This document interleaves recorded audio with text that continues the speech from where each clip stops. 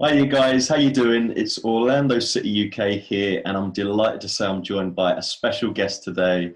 You'll know him as UK NYCFC on Twitter. It's Andrew Barney Barnard. Welcome to the show. Morning, afternoon. How are we doing? Yeah, very good, mate. Very good. All eyes on Saturday, of course. How have you been getting on? Yeah, positive, positive. I think recent times, good form. It puts us in a confident place going into Saturday, I feel. Awesome, awesome. So, I mean, the last time we spoke to you, we interviewed you back in the summer, didn't we, for our game in the MLS's back tournament? And here we are again. I mean, wherever Orlando go, NYCFC seems to go as well, right? Well, you say that, but then again, this is your first playoffs. Uh, he's getting the things in early. I love it. But yeah, so huge game on our hands, isn't it, this Saturday? So Orlando City SC versus NYCFC, round one of the 2020 MLS Cup Playoffs. I mean, for me personally, just saying that is amazing. You know, that's been hanging over us for all these years. We're finally there. But I mean, it's a tea time kickoff, isn't it? That's the first thing I wanted to speak to you about. It's tea time in the UK as well, which is bizarre, really. 5 p.m. A little word I'm going to say on that. It is a bit strange. Like, obviously, you know, there's all the games on TV. They've got to fit it to some kind of schedule. But for Orlando to play that early on in Florida, I know it's November now. I know our locals aren't too happy with it. I mean, yeah, what do you think on that? I think any of the guys that have played in Europe in both teams will be used to varied kickoff times. It's especially a thing in England, of course, and in recent times where kickoff times are staggered to fit TV demands. Lunchtime kickoffs are quite a regular thing across Europe. So I think those guys will be okay with it. Um, all these professionals, they have their setup, you know, what they should be doing 1 hour before the game, 2 hour, 3 hour, 4 hour. Mhm. It's just a case of adjusting that, you know, hour by hour. I don't think for the players, it will make too much difference. Yeah, no, absolutely. I mean, for the UK market, for Barney, for me, you know, it's great because, you know, we get to watch our favourite teams at 5 p.m. in England, game kicking off at 12 noon Eastern time there in Florida. So that'll be novel. But yeah, no, without further ado, let's really dig into it then. So today we're going to preview that game on Saturday with Barney. First, we're going to reflect on how our seasons have gone so far, of course, a season like no other. And we're going to ask Barney a few more questions on where this game could be won or lost. So this first segment is dedicated to 2020, the crazy year that was. My first question for you is, I want to know, is this current NYCFC season exceeding or matching your expectations? It's a tough one because, you know, you have to look at being in the playoffs as a success. That's got to be the, you know, bare minimum requirement. But I think the lack of a home tie is a disappointment. But looking at how we started the season and where we've come to, it's a dramatic improvement. You know, our form, like I said, is really decent at the moment. But I mean, you know, I mean this respectfully when it comes to Orlando. You guys have had a phenomenal season for your standards, and what an achievement you guys have made with the changes you've made. But you know, if we look at yourselves on like historic form, to be below Orlando, I think is got to be looked at as a little bit disappointing to New York City when we didn't really change anything from last year. You Mhm. know, it wasn't broke, so don't fix it. But it's football. If you don't change it, it will break. Yeah, So yeah. yeah, I mean, won the Eastern Conference last year, and now we're fifth. So Mhm. maybe not matching expectations, but I'm not unhappy. Yeah, no, interesting. So, I mean, you've referenced it there. For us, I mean, we saw the Siggy Schmidt Coach of the Year, Jim Curtin winning that for the Union, didn't we? Yesterday, I think it was. I mean, don't get me wrong, Jim Curtin's been amazing, hasn't he, for Union last couple of seasons? But honestly, I mean, obviously I'm biased, but Oscar Pereira, man, I mean, he's taken us from 22nd overall last season to fifth this season. I mean, that's nothing short of incredible. And we were a laughing stock, weren't we? Let's be honest. You know, now we're kind of receiving praise left, right, and centre, which is a weird feeling. So for me, he's my MLS Coach of the Year. Of course, he is. But yeah, for us, I mean, it's defy expectations was the tagline back in 2015. I mean, it might be, 6 years too late, but they're finally doing it now. It's definitely exceeding for me. Now, obviously, you've mentioned that about NYCFC so far. If you could give a mark out of 10, what would you give Ronny Deiller's first season out of 10?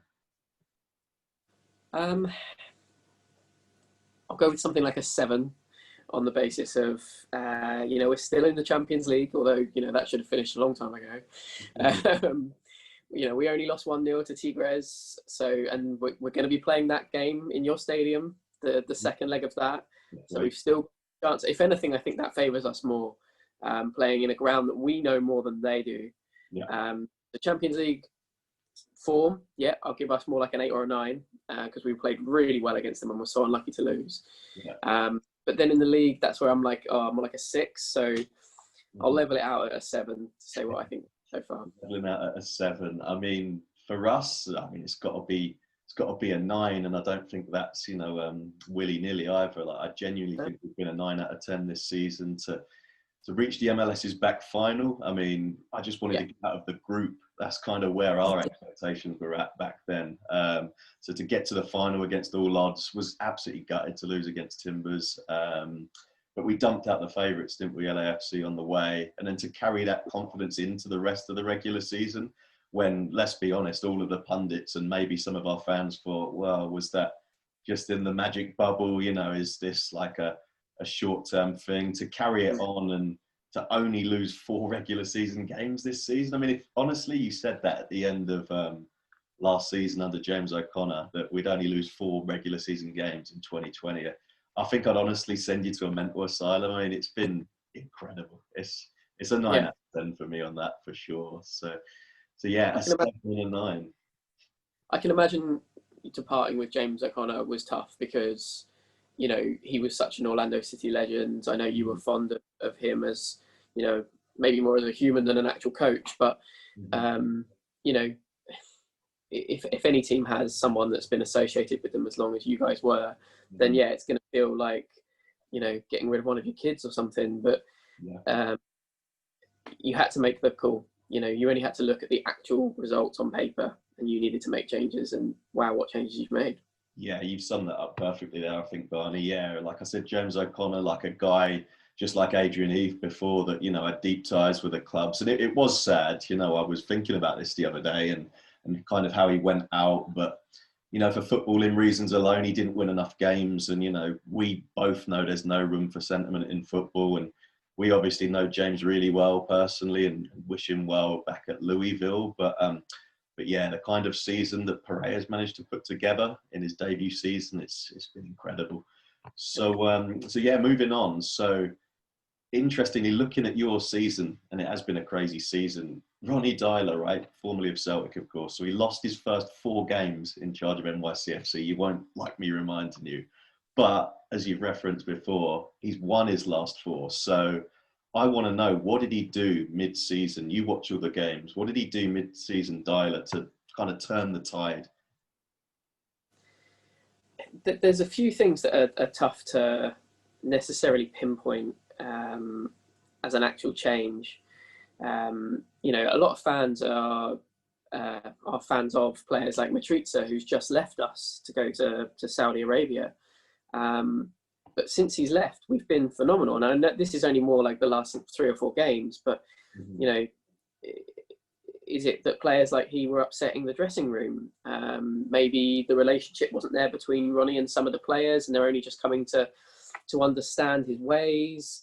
There's so many different languages spoken in the dressing room. Gary Mackay-Stevens spoke on a interview on NYCFC's YouTube saying, there's so many different cultures and different countries represented in our dressing room that, sometimes communication must be really hard in our team. There's chunks of them that speak Spanish. You've got a few guys that are pretty much like Gary will only speak English. So there's going to be challenges there. A rotation in players. He's stuck with some of the players that do get critics. Gary Mackay-Stevens and Jesus Medina, always come to my mind. They're not popular, but again, last few games, they've really finally clicked. Something has worked. And yeah, looking at the Red Bull game recently, we were comfortable. We scored 5, could have scored 8 or 9. Alex Ring has played as a winger at times this season, even though he's more like a kind of typical Frank Lampard, like a holding midfielder that will push forward. So many things that it's almost, sometimes in our early games, it was hard to tell what the actual idea of the game and our tactics were. So, yeah. Yeah, interesting. And the other narrative, really, the other big narrative heading into this game is the fact that, you know, we both entered the league in 2015. We were each other's inaugural game, weren't we? But kind of until this season, you went one way and we went the other. I mean, you've made the MLS Cup Playoffs in 5 of your 6 MLS seasons so far. I mean, that's impressive. But do you think that postseason experience will count, or do you think no, there's not too much in it? Like the coaches change, you know, the players change every season. What do you think? Yeah, no, I'd love to say yes. There'll of course be some players that are used to these one-off games, but you've only got to look at last season and our frankly dismal, disappointing attempt at playing Toronto last year. Yeah. You know, even when we look at our one-off game against you guys in the Open Cup last year, we should have won that. You know, again, with respect to Orlando, last year's Orlando, different breed. Yeah. We should have comfortably beaten you, and we ended up getting beaten on penalties. So, yeah, no, I don't think it's something we can look back at with too much experience, especially with a new coach. You know, we've got almost an entirely different coaching setup from last year. New assistant managers, new Ronnie, of course. So, yeah, I think it's going to be a really tough one to pick between. Yeah, to be fair, I completely agree with you. I mean, you're a different team under Dyler. You know, we're a completely different team under Pereira to what everybody's seen of Orlando in the last 5 years. So I think the playoff experience isn't as significant as you might think. I just think our team right now is more hungry, determined, committed than ever. I think if you go on Twitter, you see what the players are saying. You know, you see the team chemistry and the training videos that the club releases. I just think the team are feeling it right now.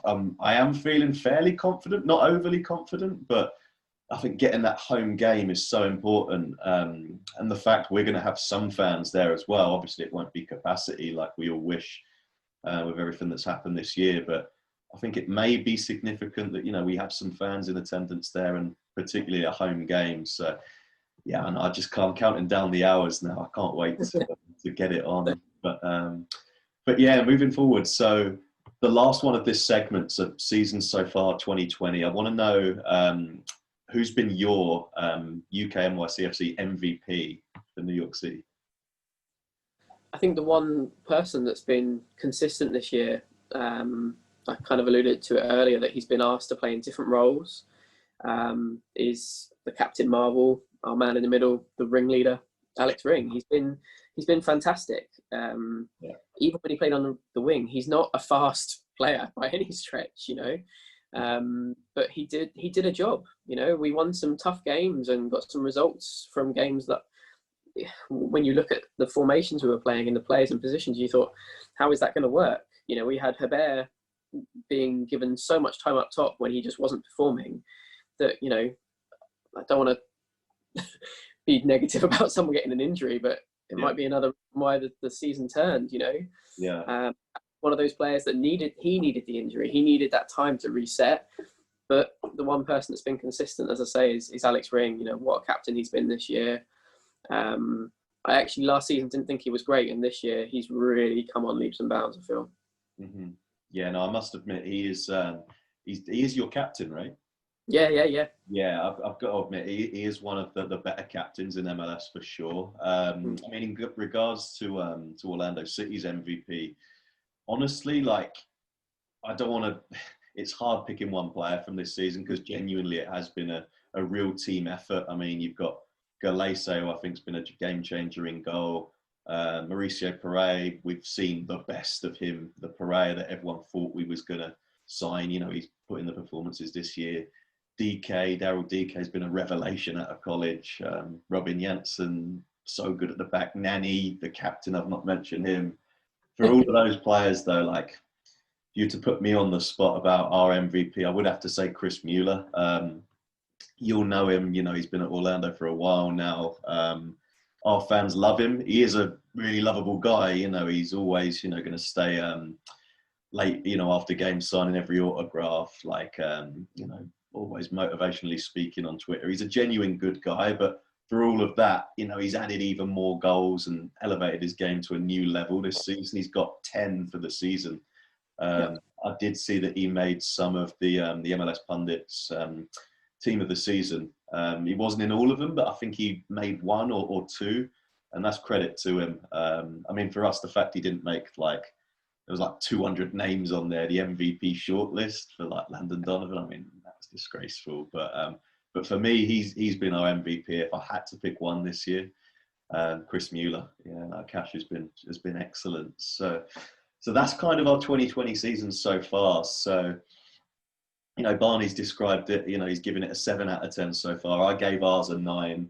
But there really is little to choose in this game. And I want to dedicate this second segment now, particularly to Saturday's huge game at Exploria Stadium. Now, be honest, we've had, a week or so to digest, the matchup now.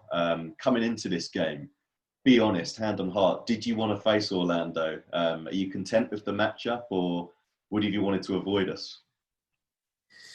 I think if I had to pick one team to start our away playoff games, I'll be honest, I would have picked you guys. Yeah, we've got such an up and down record against teams like Toronto,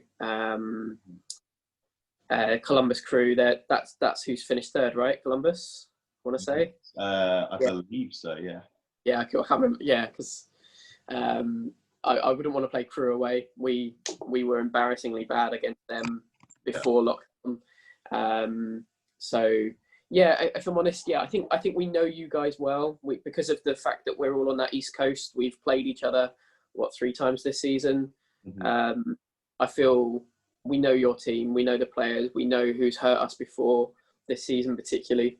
Yeah, I'm happy. I'd have preferred it to be on our improved Yankee Stadium surface. I don't know if you've seen it, but the pitch for the first time ever looked phenomenal against New York Red Bulls. And yeah, but because we're away, I'd probably I would pick Orlando to play against. So I'm happy with the tie. Yeah, no, interesting, because I just double checked. So you mentioned Columbus there. Looking at how the overall table shaked out, so obviously Union top, TFC second, Columbus were in 4th actually, SKC in 3rd, Orlando 5th, and then New York City in 7th. So like I say, points wise, there was 2 points between us. So for as good as our season's been, you weren't too far behind. So I think this one's going to be very, very evenly matched. Player-wise, though, which Orlando City players, as an NYCFC fan, are you most concerned about facing in this one? Yeah, you mentioned his name just now, and it made me grimace. Chris Mueller is he just loves scoring against us, doesn't he? He seems to have form against us. He's I was trying to remember his name. I remember Newcastle, I'm sure, once bought a player from Bolton because he scored 4 or 5 games in a row against them. So just to stop him scoring against them, they bought him. I feel like City Group need to do that. We need to buy Chris Mueller, play him and Tati up top or whatever, if we're ever going to play 2 up top. He's not for sale, that's for sure. Yeah, he's got to be the guy that I've looked out for as a pain point. Your keeper, I had thought that he would be a pain point, but am I right in saying he's not going to be available? Yeah, well, interesting on this. It's not 100% either way at the moment. Pedro Galese did go away with Peru for World Cup qualifying. He did pick up a knock. The latest reports that I've seen from the journalists, on in kind of my Twitter bubble, they're saying he should be okay. So they're expecting him to play a part in this game. If not, we've obviously got Brian Rowe there, who's he's actually been very good when he was called upon this season when Galese was away. But like I said, Galese has been a game changer in that. So Yeah, I want to be yeah. seeing him start for sure. Yeah, while we're on the subject of injuries, actually, NYCFC, what's your injury situation at the moment? Have you got everyone fit or? So, so the Maxi is back in training. So he's not had as good a season as he did last, but he's still got a few assists on board. Again, he had one or two assists against Chicago. Set up Medina for the rocket that he smashed at the edge of the box. Alexander Callens, one of our stalwart centre backs, he was with Galesi with Peru. So that's why I thought, because everyone thinks we're not getting Callens back because of the fact that they've got to have at least 3 days in quarantine and have a test, which is why I thought you might not have Galesi either. But other than that, I think the squad's pretty much there. I mean, like I mentioned earlier, Heber's out injured as well, but that's a long-term one, and we've not had him for a set of games now. But the goals are still going in. We just need to stop conceding so many. Yes, we scored 5 against Rebels, but we conceded 2. We scored, what was it, 4 in the end against Chicago, but we conceded 3. That was a crazy game. That one. That game, I think someone described it as a season worth of highlights in one game. It was real. Yeah, that game was absolutely nuts, no, for sure. But speaking of like danger men for this game, so like I said, you're concerned about Mueller, and rightly so. I think for me, on the flip side, you've just got to look at who's been scoring recently. I mean, Tati Castellanos, as you've mentioned, and Jesus Medina, who's finally kind of living up to the billing. Those guys have been in superb goal scoring form, haven't they, since October? I think doing my research before this, I think Castellanos has 6 goals since October and Medina has 3, I think 3 in his last 4. So are those guys your most likely match winners, surely, right? Yeah, I mean, Tati's been so good that he MLS Player of the Month, which again, it's not something that's a secret to NYC fans, but we've never had anyone really stand out as like a player that is better than everyone else. Even in the David Villa, not that we're meant to talk about his name anymore, he was maybe a standout in the early days for us, but in recent times, no one has stood out as an out-and-out goal scorer and best player in the team. But last month, Tati was phenomenal, and for him to get praise from the league, for the club, and for any NYC player is new. We've never had that kind of praise before. So yeah, considering we're not in the top 5 or 10 of the league, for him to get that praise has been awesome. Like I alluded to earlier, he, Medina, and Gary Mackay-Stevens as a 3 up top really have been on form. Some of the interplay between them, and even Alex Ring joining in too. Those 4 players, they've all got goals in them at the moment. So yeah, the fact that we've got goals coming from different places is really good. Yeah, just tell our followers kind of how you expect Ronnie Dyler to line up the attack then. Am I right in thinking Castellanos plays centre forward, Mackay-Steven off the left, Medina the right? Generally, yes. Yeah. Sometimes Tati used to drop back too much and you'd see him get involved, giving away silly fouls that he just doesn't need to. That saying like water is wet, and Tati's got a yellow card. That was kind of a story of his career for the first half of the season and last season. Yeah. But yeah, it tends to be a 4-3-3 in more recent times. But then even Ronnie's been quite open about his tactics of what he's been trying to get them to do, in that we'll start off with a 4 at the back.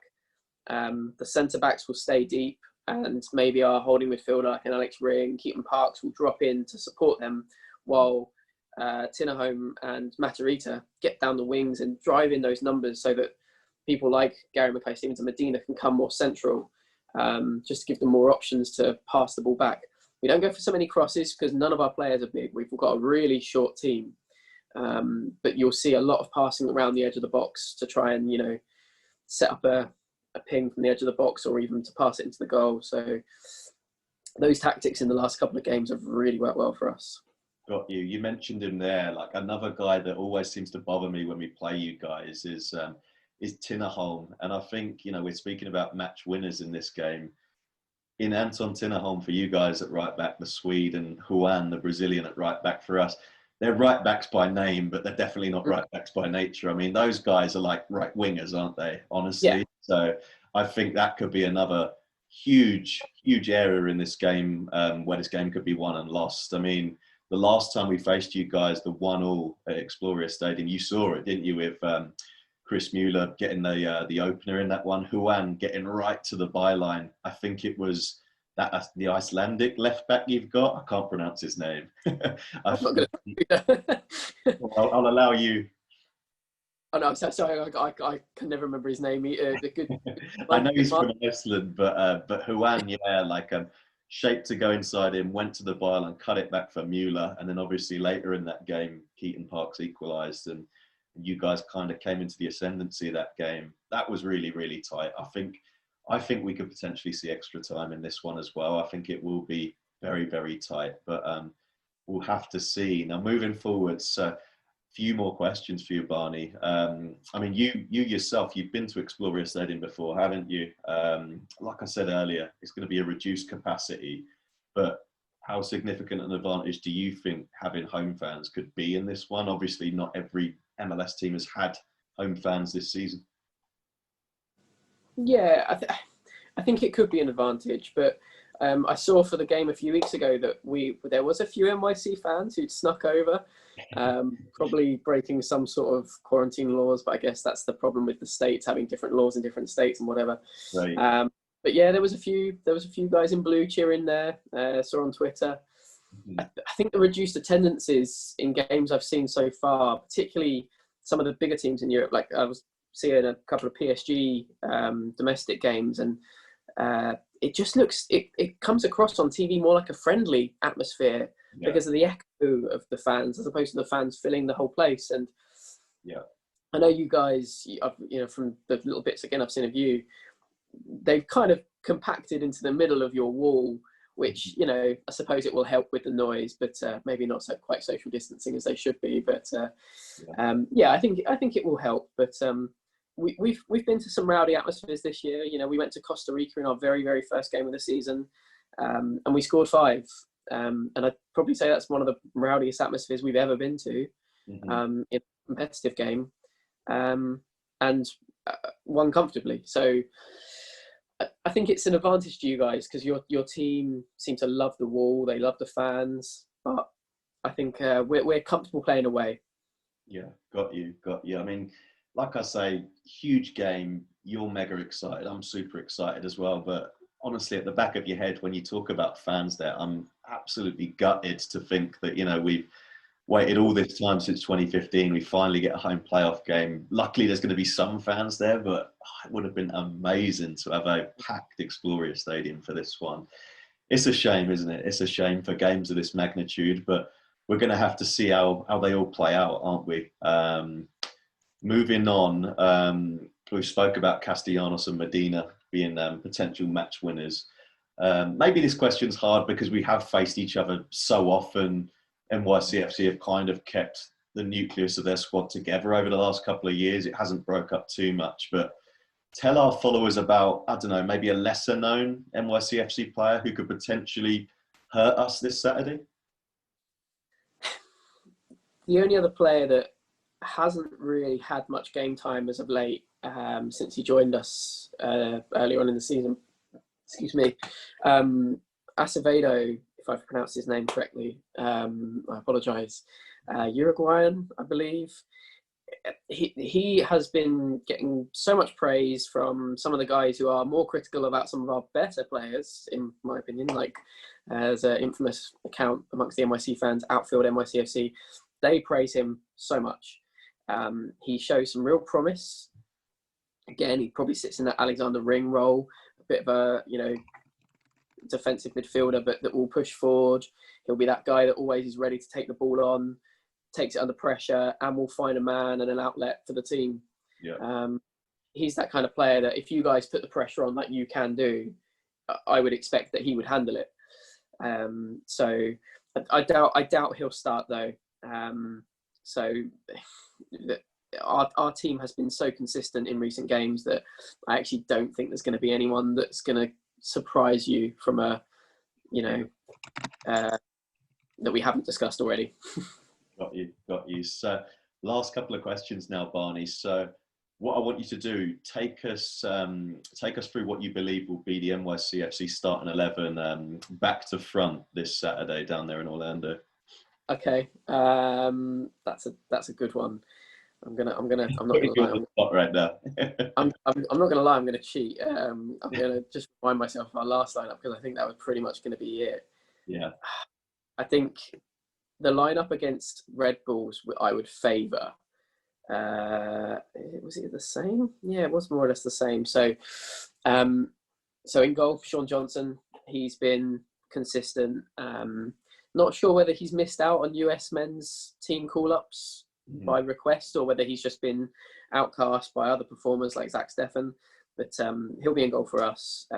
Should get more praise than he does. A couple of mistakes this season, but on the whole, good keeper. Yeah. In the centre of defence, it will definitely be Chanot. And then depending on the situation with Peru, it'll either be Callens, or if he doesn't play, then it should be Iviega. And pray for Callens. Iviega's a decent player, but just by the nature that Callens and Chanot have played so much together, I would rather that sticks together. Left and right, Matarrita, Tinnerholm on the right. Tinnerholm hopefully will be able to do what he's been doing a lot this season and cut forward. He's so much better going forward than he is going back. I think that's, as we discussed just now, NYC fans fuming that he didn't get in the top 3 defenders of the year, but we've conceded so many goals that I think that's the explanation there. In the middle, Alex Ring, Keaton Parks, and Maxi Morales, I would imagine. They've been there so often. And then across the top, Gary Mackay-Stevens, Medina, and Tati. Yeah, awesome. Yeah, your starting 11 doesn't change too much. Obviously, it's been a winning team. You won your last 4 games. So I'm not expecting too many curveballs there. I think you're spot on.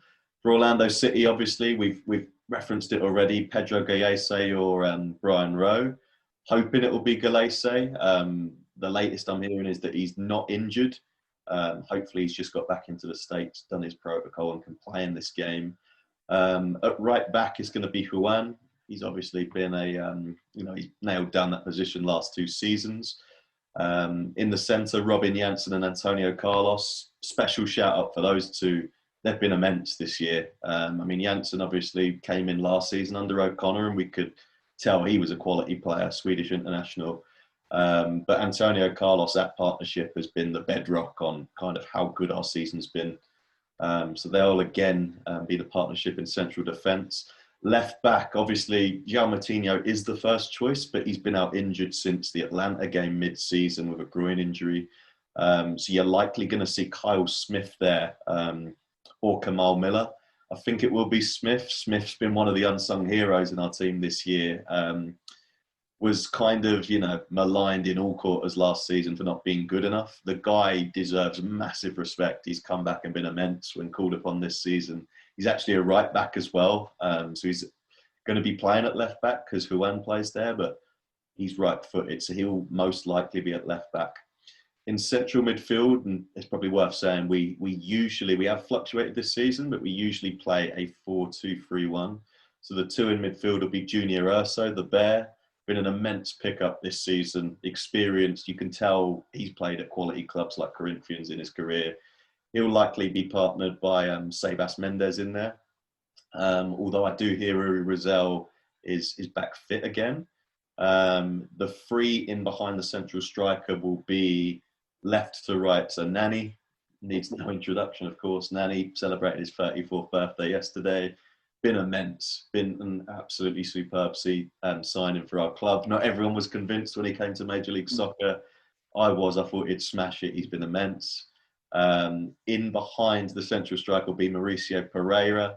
Again, a quality player, brought in from Russia last season, mid-season, and had injury problems when he first signed. But we're seeing the best of him now. He's still had injury problems this season, but fortunately we've had him playing for most of the campaign, and he really is the connector to the front line. He's such a clever player. Was superb in the MLS's back tournament, and I kind of think the whole league knows who he is now, not just that guy at Orlando. So Pereira will be in the number 10. Chris Mueller, we've referenced him throughout this interview. He'll be off the right. 10 goals this season. Been an incredible input from him. I think the US men's national team beckons for both him and DK, who will be our centre forward in this one. Daryl DK, been absolutely a breath of fresh air. Like, I honestly remember when he came on in the MLS's back tournament. Forgive me, I can't remember the game, but his first ever game for us, he looked really unsteady on his feet. Obviously, the first thing with DK, you see his size and you think, man, this guy is built like an NFL player. And you really wondered kind of how many opportunities he was going to get this season. As it's gone, Dom Dwyer's been injured all season. He would have been our starting centre forward. DK's had his opportunity, and man, he's seized it, hasn't he? He's got 8 goals for the season. Everyone's calling for him to be in the US men's national team, along with Mueller in our fan base anyway. And I think they'll get the recognition they deserve after the playoffs is done. But that's probably our starting 11 back to front. Just going through that, I'm just so excited to get this one underway. I think that's the only thing that gives probably a little bit of confidence to us, is that your team, you've got almost maybe too many players. I think you've got such a big midfield. I was going to ask a question for you. So you were 2-1 up at home to Nashville, and I can see 2 goals in the last 3 minutes. And I noticed that you subbed 4 of your midfield in that game in the second half. Like, do you think that hurt you? Do you think that's going to knock some confidence in some of those players? Well, listen, it is interesting because I was particularly gutted with that, because even though it's been a reduced season, if we got a draw or got a result, won that one, it would have been a whole season unbeaten at home. So to drop that defeat on decision day was gutting. Nashville have been very good this season. Don't take any credit away from them. But yeah, no, it was disappointing. It seems a long time ago now, that game, even though it wasn't. But yeah, I don't know. I think every time, like I said, we've lost 4 games out of the whole of 2020, which is incredible. But every time we've been up against it, particularly the 2 defeats down at Miami, the team's responded really, really well. And that's the thing I trust under Pereira. I do trust that he's going to get a reaction. So no, I'm confident. But yeah, last but not least, time's almost beating us. But last but not least, I want to get your score prediction. What do you think, Barney? MLS Cup Playoffs. I think it's both a genuine heart and mind prediction of we're going to win 3-2, but it's going to be an extra time win. So overtime, whatever you want to call it in America. 2-2 at full time, and we'll finish it 3-2 in extra time. Interesting. I'm honestly thinking, it could be very, very tight as well. Could it be another run into the wall? Who knows? Probably not with social distancing, whatever. But my nerves are going to be a wreck. But I think it's going to be ultra tight. I think potentially it could go extra time, but I'm going Orlando City to win 2-1 after extra time. That's my prediction. But there you have it. So that's almost our time up for today. But I want to say a big thank you to Barney for taking time out to join us. You do a great job flying that MLS UK flag, mate. So keep it up. I would wish you luck, obviously, but this is the playoff. There's no luck being wished today. Like, I wish all the bad or all the worse on you, of course, going into Saturday. But yeah, thanks for joining us, mate. As for the game, it obviously gets underway this Saturday at 5 p.m. That's not a trick. 5 p.m. UK time. It's live on Free Sports as well. Those guys have done an amazing job this season, showing NYC games and Orlando games. So we wish our Lions the very best of luck. And I think no matter what happens, the team has restored amazing pride in the jersey this year, and the future's bright under Oscar Pereira. So thanks, Barney, for joining us. And until next time, Vamos Orlando.